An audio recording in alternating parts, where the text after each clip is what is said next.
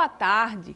Integrantes do Núcleo de Combate às Drogas do Tribunal de Justiça foram até uma comunidade acolhedora que trata dependentes químicos em Alagoas. O Em Dia com a Justiça acompanhou a visita. Conhecer as instalações e dialogar com ex-usuários de drogas.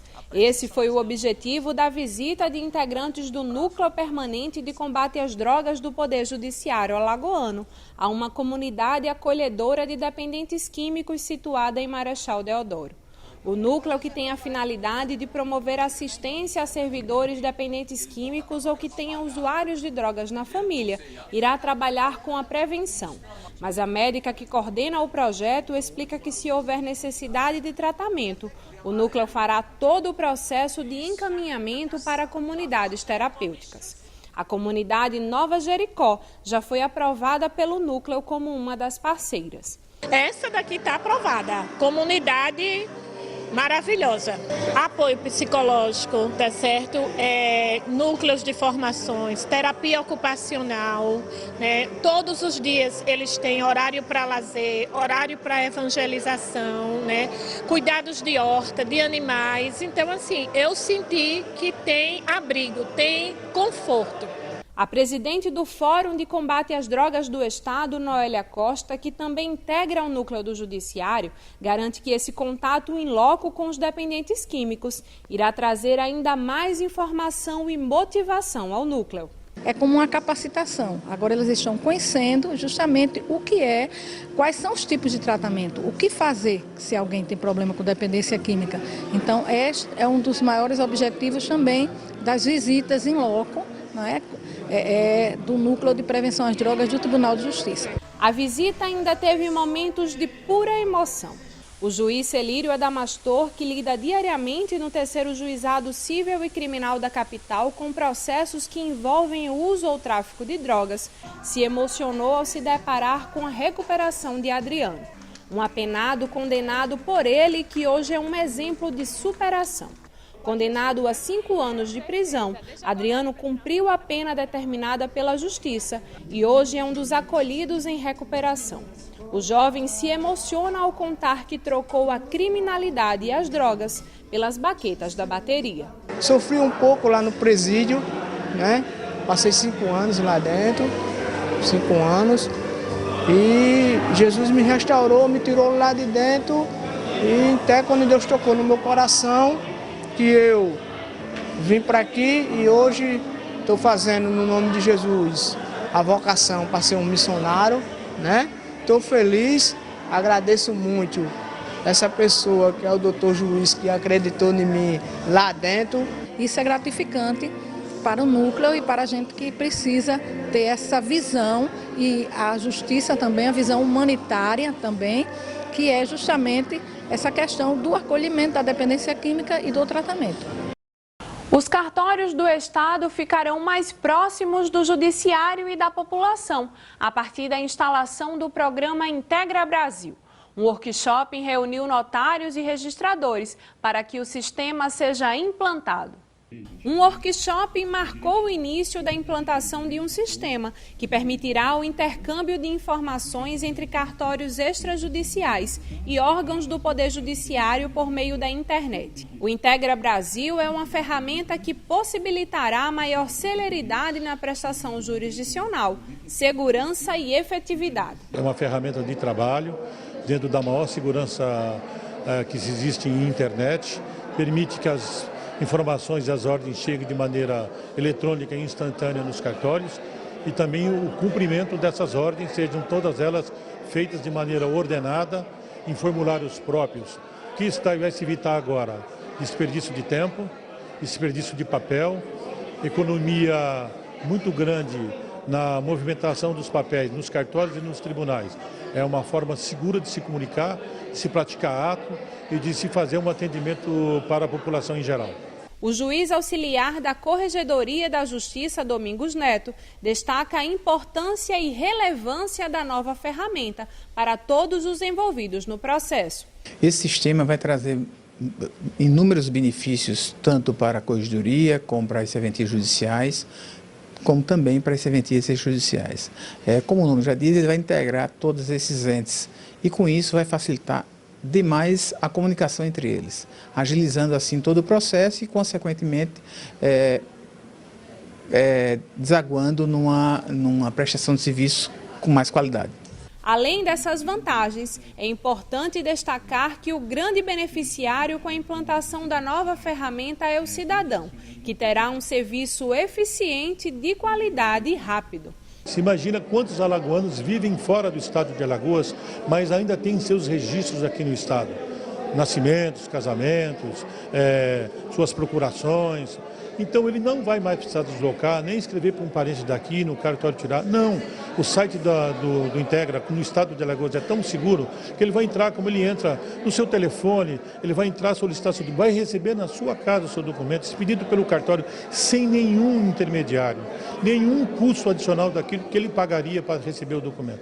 Nada, isso que o Integra facilita a vida das pessoas. Para o senhor João Bosco, titular do cartório de Viçosa, a implantação do Integra Brasil vai aumentar a produtividade na unidade cartorial. Eu acredito que vai aumentar a nossa produtividade, né?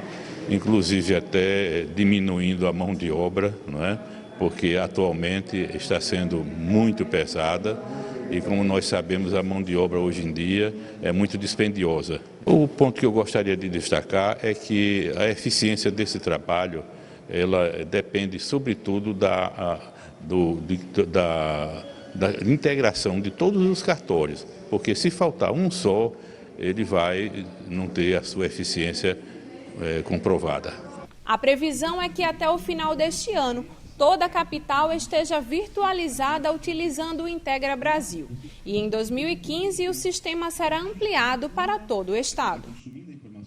A lei é clara. O pai, a mãe ou o responsável têm o dever de cuidar do filho.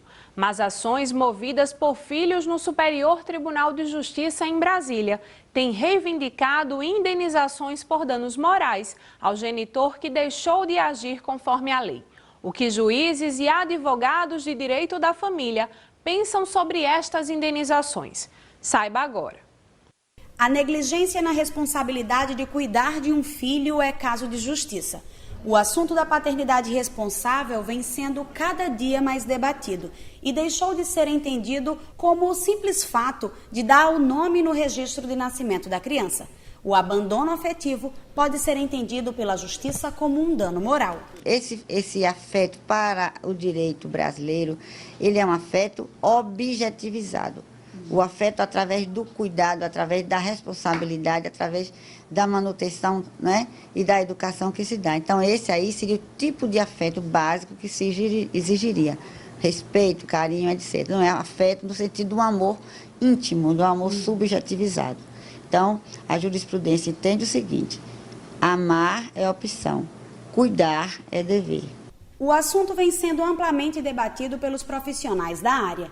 A advogada e professora de Direito de Família, Raquel Cabuz, explica que os sentimentos não podem ser controlados, mas a responsabilidade da paternidade precisa ser preservada. Afetividade, no meu entendimento, não se vende, não se compra, não se pode aquilatar. O que a gente tem que saber como ser humano são os nossos deveres, são as nossas responsabilidades, amando ou não. Isso tanto na vida familiar como na vida extrafamiliar, no exercício de qualquer função sua. Você não precisa amar o que você está fazendo, mas você precisa ter responsabilidade com o que você está fazendo. A proteção integral da criança e do adolescente é assegurada pela Constituição Federal em seu artigo 227 e também pelo Estatuto da Criança e do Adolescente. Os pais que não cumprirem com suas obrigações poderão ser julgados, podendo inclusive pagar indenizações aos seus filhos. De acordo com a juíza Ana Florinda Dantas, nestes casos a indenização é entendida como um dano moral e o valor é estipulado de acordo com a realidade de cada família. Geralmente ele tem um valor apenas, digamos assim, representativo daquela situação econômica. Né? Se é uma pessoa pobre, então assim, uma pessoa pobre vai indenizar, sim. Uma pessoa pobre indeniza num salário mínimo, né? Que é o mesmo de 15 mil de quem ganha 15 mil, ou 1 milhão de quem ganha 1 milhão, não é? Então, ele tem que ter aquela proporcionalidade entre os ganhos da pessoa e o dano causado. A presidência do Tribunal de Justiça definiu uma comissão para compor o chamado Gabinete de Crise. Trata-se de um grupo que deve decidir o destino de bens e pessoas afetados por catástrofes naturais. Em junho do ano de 2010, o estado de Alagoas foi atingido por chuvas torrenciais que alagaram diversas cidades do interior. A catástrofe climática deixou milhares de pessoas sem moradia e destruiu diversos prédios públicos, entre eles os fóruns, onde vários processos ficaram molhados e tiveram seus autos comprometidos. No ano de 2012, o Conselho Nacional de Justiça publicou uma recomendação aos tribunais do país para que elaborassem um plano de ação para o enfrentamento e solução de calamidades e desastres ambientais. Com o objetivo de atender a essa recomendação, o Tribunal de Justiça de Alagoas criou o Gabinete de Crise. Na realidade, essa comissão elaborada pela presidência, né, do Tribunal de Justiça, ela já vem justamente de uma recomendação número 40 do CNJ. Né? Então, ela advém desde aquela época em que houve a catástrofe climática, né? Na zona serrana do Rio de Janeiro, Nova Friburgo, Petrópolis. O juiz André Geda, presidente da comissão, explica ainda que o Tribunal de Justiça de Alagoas já prestava essa assistência antes mesmo da publicação da recomendação, através das ações do programa Justiça Itinerante. Mas com a criação do gabinete de crise, esse atendimento poderá ser ainda mais rápido. Esse tipo de trabalho de auxílio a essa população, digamos, atingida por esse fenômeno climático, ela já vinha sendo realizada aqui pelo Tribunal de Justiça, né? Vale destacar, na época do Dr. Domingos, então coordenador, então ele levou esse tipo de serviço em relação à documentação perdida, né? Das pessoas que foram atingidas justamente por uma enchente que atingiu os municípios de Quebrangulo, na época Paulo Jacinto, né? Então, muitas pessoas perderam documentação, então foi levada a justiça itinerante, juntamente com os órgãos de Instituto de Identificação, a questão das instituições responsáveis por carteira de trabalho, CPF, enfim. Foi feito um mutirão nesse sentido, bem como de recuperação, né? Essas enchentes, então, atingiram processos, então processos foram restaurados, recuperados, os cartórios dessas regiões também foram atingidos, então documentos e livros cartorários foram recuperados. Então, essa recomendação, ela amplia ainda o leque, através desse gabinete de crise, né? A comissão foi criada em fevereiro deste ano e já começa a traçar estratégias para serem colocadas em prática no caso de algum desastre. O Poder Judiciário também vai disponibilizar profissionais que possam ser úteis em diversas áreas, como médicos, engenheiros e assistentes sociais, no caso do Estado precisar desse trabalho. O Em Dia com a Justiça de hoje termina aqui. Você pode acompanhar estas e outras notícias do mundo jurídico em nosso portal ou através do Facebook. A gente se encontra no próximo programa. Até lá!